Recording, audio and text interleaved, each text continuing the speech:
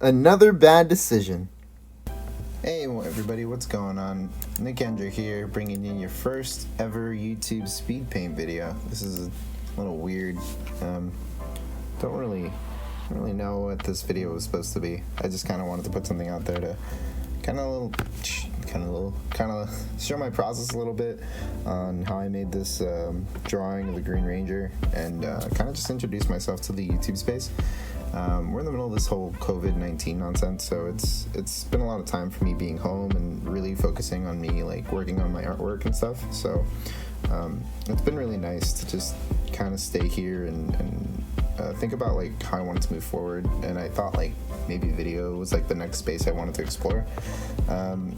I've been really active on Twitter. A lot of you probably are coming over from there, and I'm not very good at Instagram, but that's a whole other piece I got to tackle at some point.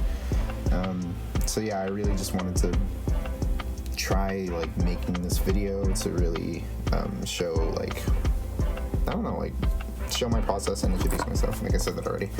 But maybe I should just like introduce like why, you know, I do the things that I do. And usually like that starts with like, oh, well, why do you draw a lot of Power Ranger type characters, or like why do you draw like only Toku characters? Well, I think that story is pretty common among the fan base. We all just kind of watched it as a kid. Me and my brother used to watch it all the time, on the weekends, Saturday morning cartoons. It would air with them. Mighty Morphin Power Rangers was probably my first one. It's the one that sticks out the most, though at the time when I remember watching Power Rangers, Time Force was probably the most popular at the time. Not the most popular, but it was running at the time. And currently that's like my favorite season of Power Rangers. I just feel like it brings a lot of like drama, it brings a lot of like characters that I didn't really appreciate until I got older. That's a story for another time though. So as I moved forward with Power Rangers, I started to watch it pretty much every day after school. There was enough where they had like reruns, and I was watching SPD, Mystic Force, Dino Thunder, and this was back like when Disney owned it, so it was on the Disney Channel. I forget what the thing was called. It was Jetix or something, and it was probably an underlying fandom that like I just didn't tell anybody that I was a part of. It wasn't that like I was shameful of it. I mean, I played Yu-Gi-Oh and stuff at school. Like people were pretty well aware that I was into that kind of stuff. It just like it wasn't a community that was like prevalent, and there was no one around me that was like, oh yeah, like I'm into that too. At least not like the current seasons, and that was just like, I don't know, not like I was hiding it, but it was just like there really was no one to talk about it with other than my brother. And most of the time when I talked about it with my brother, it was just like, oh, it's on, we'll just watch it. But we never like got really into it. I didn't realize how big of a fan I was of it until like I really got into this community, and like why I've been missing out on like Morphicon and meeting other people who really like Power Ranger stuff. But it just like kind of dawned on me at some point that I had all this like knowledge of the show and all this respect for the show, and I don't know, like here I am now. So that's pretty cool, like when I think about it in that aspect. But I think really where it kind of took a turn, like where I really saw myself to like move forward with like Sentai and Tokusatsu, was like one episode in Dino Thunder where they watched like a Sentai episode of like Japanese Power Rangers, and I remember like looking at that and I was like, that can't be real. That doesn't make any sense. And thinking about it now, that's baffling. It's like, how do I not know that Power Rangers was originally like Japanese? I watched anime at the time. It's like, it can't be that weird. I knew there were like there were things that there were like Japanese superheroes with like scarf wearers and like stuff like that, but I thought that was like more of like a joke than anything. And again, looking back at it now, I just feel pretty stupid. So yeah, like I did a lot of Googling, and I found out that Super Sentai was the Japanese origin of Power Rangers essentially, and that really like opened up my world, but not Sentai in particular.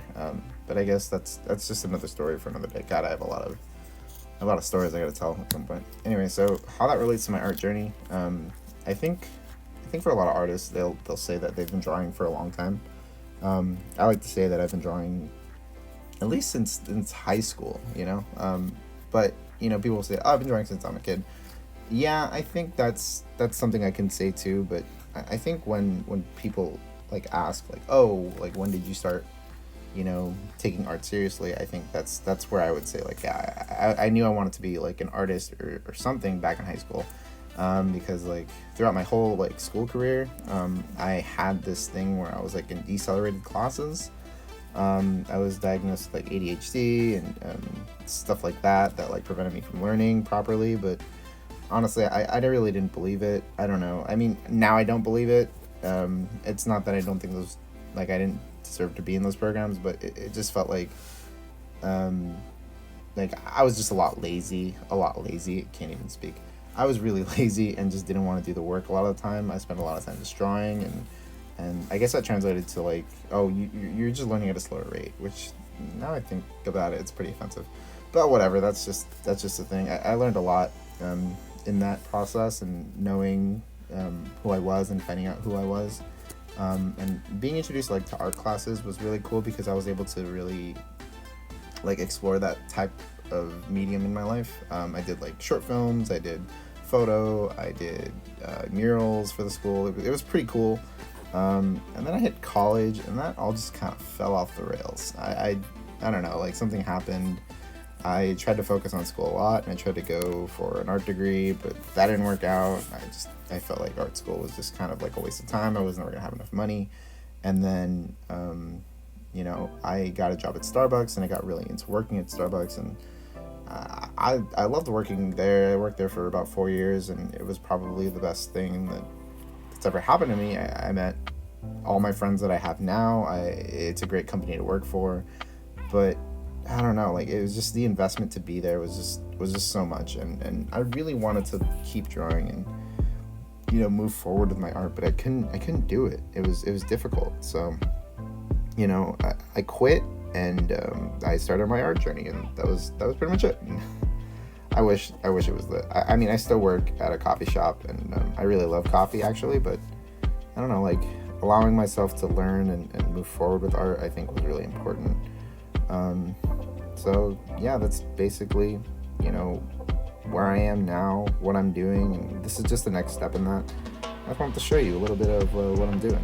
So this is my first little speed paint. Wow, I'm so proud of myself. Thanks for watching. I really appreciate it. This video I didn't want it to be like super long, but I want it to be like a good amount. So if you stuck around to the end, to my word vomit, thank you. I really appreciate it. Follow me on Twitter. Follow me on Instagram. It's all basically the same thing. I've worked really hard to get that name, Super Nikendra. So thank you so much, guys. I really hope you like this image. I'll have it up for download somewhere down in the description. So thank you, guys. Really appreciate it.